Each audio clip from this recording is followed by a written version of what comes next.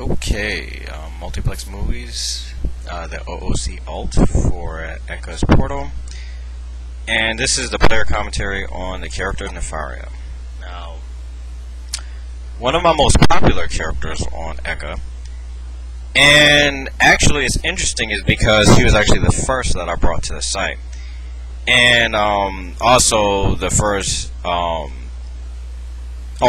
first own personally owned character that I've created, who I've had for about 7 years now, 6 or 7, thereabouts. That's one of my oldest characters that I have so far that are actually like my own characters. And like I've stated in other videos and stuff like that,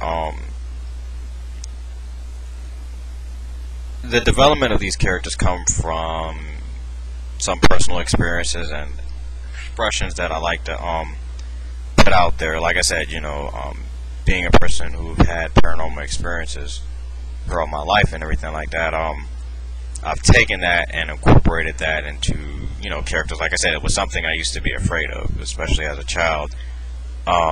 Especially when you see shadows and you hear noises and stuff like that at times. It depends on where I was.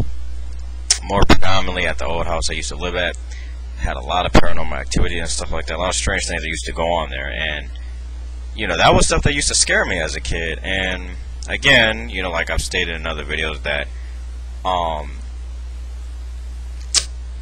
I guess I took that negative and turned it into a positive. So because from what I'm seeing every time I'm role playing with people, that people really enjoy the experience of what the character is, and I made a lot of friends that way, as far as anything, role play friends or whatever, and partners who are some really good talented people that I can say that's on Echo's Portal.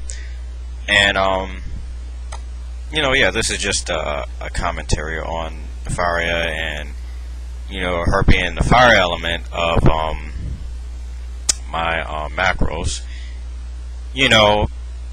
I mean, that's really one of the things that really draw me towards the character. I guess, as far as anything, is just also because of her coloration. Because this is interesting because her coloration used to be my two favorite colors. Well, as of the time when I had made the character, anyways. It's like when I was still in high school and stuff like that. I used to like the color combination of just red and black, or black and red. And I mean, that's something that stuck with me. Right now, I'd have to say the color combinations got me right now is purple and blue, or blue and purple, however you want to put it. And I don't know, I guess Ominous has some draw on me too, quite a bit. And just little stuff like that. I've also seen that I'll talk about my other characters too later on. But in this commentary, this is just voicing out about Nefaria. And honestly, the reason why I chose Jinn as a species, and whether people agree or disagree with me this or don't know, I wanted to have some in-depth concepts with a character that has some inspirational sound value to it. And when I say that, I mean okay, unlike dragonesses and dragons and a lot of mythological creatures and stuff like that, the Jinn in specific actually do exist, and there is evidence to back it up, but may not be entirely scientific evidence as of yet, but it is mentioned in scriptures and stuff like that about their existence. And the Jinn are known to Western civilization as being demons, or